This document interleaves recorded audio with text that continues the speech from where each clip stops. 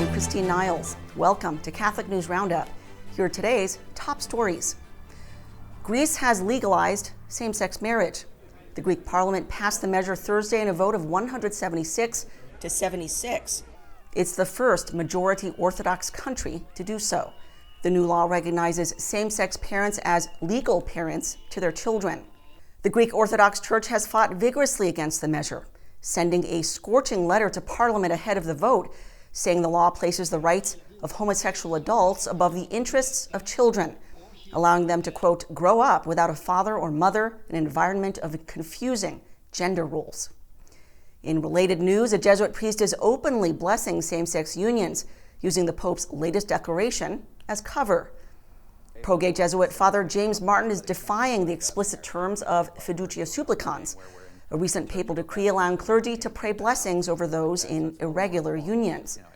While Fiducia makes clear the union itself may not be blessed, Father Martin is doing so anyway, and publicly. After blessing one same-sex couple recently, they thanked him on Facebook, writing, quote, "So grateful for the blessing of our union.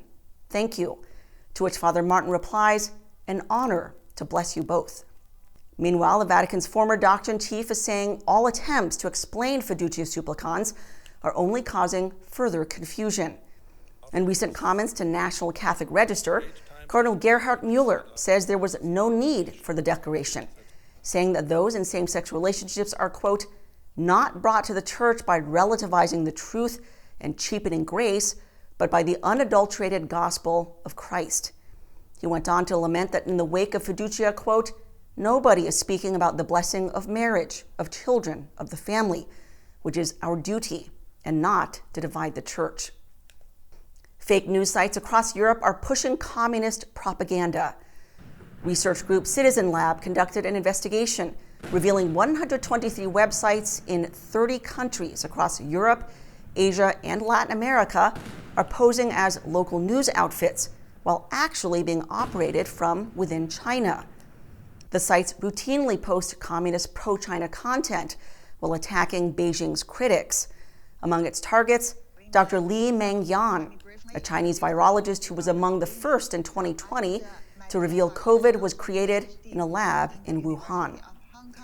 In related news, China is forcing citizens to install government spyware. Called an anti-fraud app, it prevents people from installing apps disapproved by the communist government, like Twitter, which often has posts critical of the CCP. If citizens install a disapproved app, police are alerted, who then penalize or arrest the offending citizen.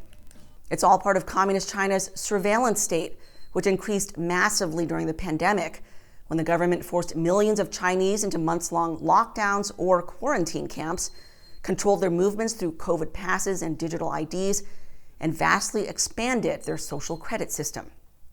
Disney is facing a massive lawsuit backed by the world's richest man.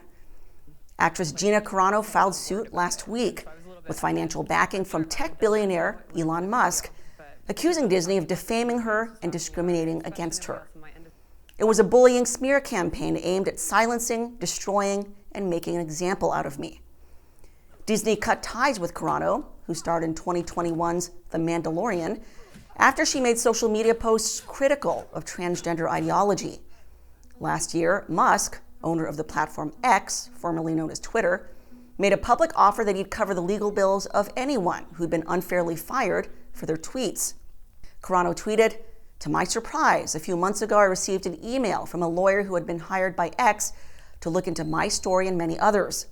Turns out after sending them as much information as I could gather these past few months, my now lawyers and X believe wholeheartedly in my case and are moving forward."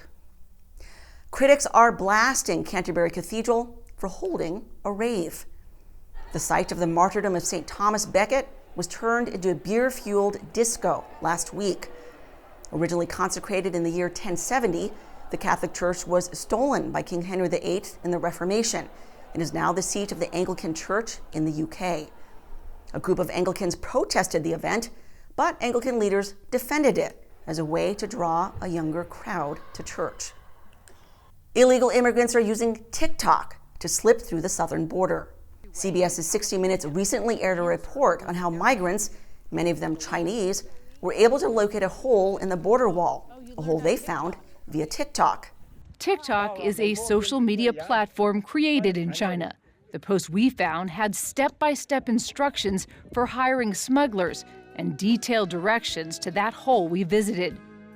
Meanwhile, the standoff between Texas and the Biden administration continues, weeks after Governor Greg Abbott invoked a constitutional amendment to secure his state's border in the wake of the invasion facilitated by Biden.